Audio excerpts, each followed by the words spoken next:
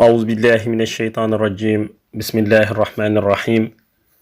والصلاة والسلام على رسول الله مولانا برهام ابن عبد الله mbokk waa association Barham Corporation ñu ngi leen di nuyu di leen ziyaara di ñaan yàlla sàmm képp kenn ku nekk ci ñun ba nga xamante ne jamono ji musiba bi di coronavirus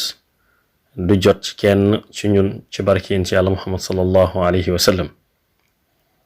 mbokk yi nañ ko baaxoo woon di def jamono ju ne ñu jël dars ci téere Mawlana Cheikh al Islam bi nga xamante ne mooy seyrul qalb tey nag ñi ngi fas yéene def suñu juróom benneelu fukk ak ñetteelu tomb Mawlana Cheikh al Islam mi ngi naan muhammadu yaa xayral anaami wasilati xabaaka ilaahi maa yafuutu maqaala Muhammad, the best of creatures, you are my divine connection. My Lord has granted you what words cannot enumerate. Muhammad, la meilleure des créatures,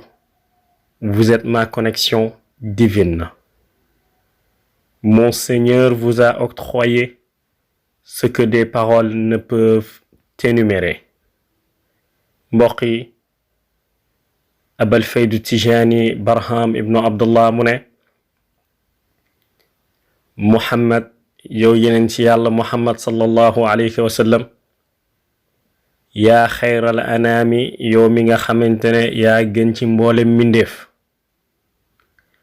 wasilati yaay sama jokkuwaay jëm ci borom bi subhaanahu wa taala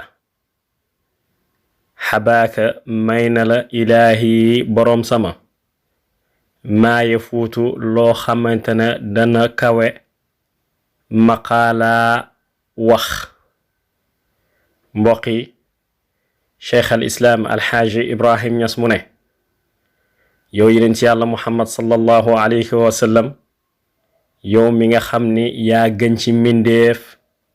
yow mi nga xam ni yaay sama jokkuwaay jëm ci sama boroom subhaanahu wa taala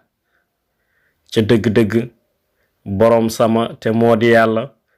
may na la loo xamante ne ni làmmin munu ko tudd ba matale ko kon ca dëgg-dëgg li la yàlla may dafa yéeme dafa kawe dafa jéggi dayo baay wax ñu ne yàlla wax na ci Alxuraan ni wala sawfa yu'tika rabbuka fa tarda ca dëgg-dëgg yow yeneen ci yàlla Muhammad sallallahu alayhi wa sallam man yàlla dinaa la may ba nga doyal dinaa la may ba nga gërëm dinaa la may ba nga kontaan kon nag ca dëgg-dëgg yeneen ci yàlla Muhammad sallallahu alayhi wa sallam yàlla may na ko lu ne mbokk yi lii moo nekkoon dars bu ñu waroon a jël tey di leen sant di leen gërëm wa axiru da'waana an alhamdulillahi rabbil alamin jërë ngeen jëf